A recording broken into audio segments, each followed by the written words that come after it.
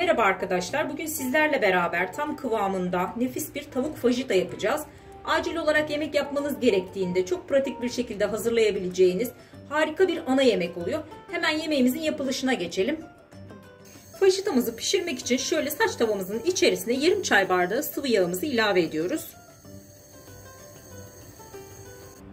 Ardından şöyle jülyen doğranmış bir bütün tavuk göğsü, yine jülyen doğranmış 2 adet de tavuk butumuzu hemen saç tavamızın içerisine alıyoruz.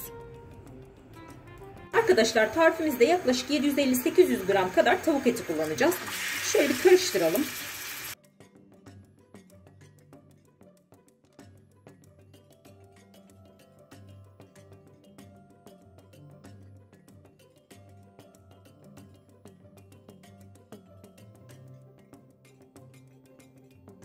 Evet, tavuk etimizi tavamızda yaklaşık bir 5 dakika kadar döndürdük. Gördüğünüz gibi rengi de değişmeye başladı. Şimdi soğanımızı ilave ediyoruz.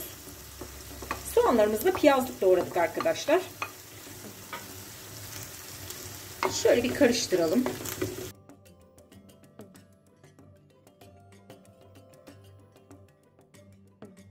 Soğanlarımızı da tavuğumuzla beraber yaklaşık 2-3 dakika kadar döndürdük. Soğanlarımız da ölmeye başladı. Şimdi içerisine jülyen doğranmış yeşil biberimizi ekliyoruz. Ardından yine jülyen doğranmış kapya biberimizi ekliyoruz. Ve şöyle tekrar karıştırıyoruz.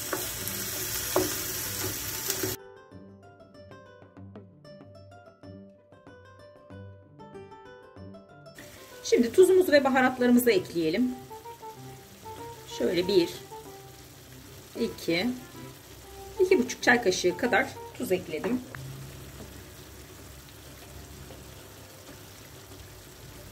Bir buçuk çay kaşığı karabiber. 1,5 çay kaşığı pul biber. 2 çay kaşığı toz kırmızı biber.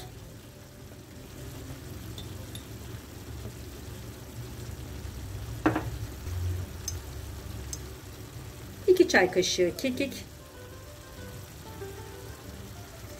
ekleyip fajitamızı güzelce bir karıştırıyoruz. Siz de tuz ve baharat miktarını tamamen kendi damak tadınıza göre ayarlayabilirsiniz.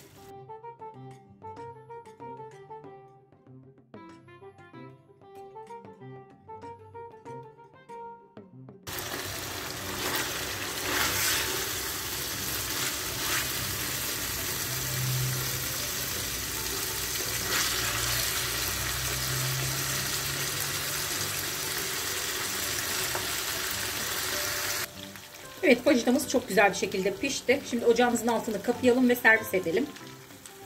Evet, tavuk fajitamız çok güzel bir şekilde pişti ve inanılmaz güzel kokuyor. Şöyle yakından da göstermek istedim size. Hemen servis edelim.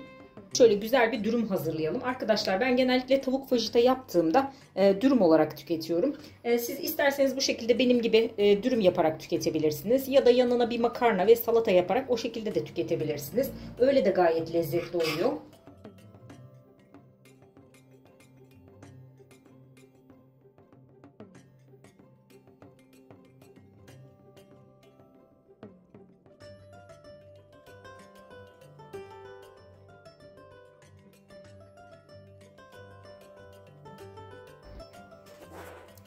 Şöyle yakından da göstermek istiyorum. Muhteşem bir lezzet oldu. Mutlaka denemenizi tavsiye ederim. Ayrıca videomuzu beğendiyseniz destek vermek için lütfen YouTube kanalımıza abone olmayı unutmayın. Tariflerimizi mutlaka deneyin. Deneyen herkese de şimdiden afiyet olsun.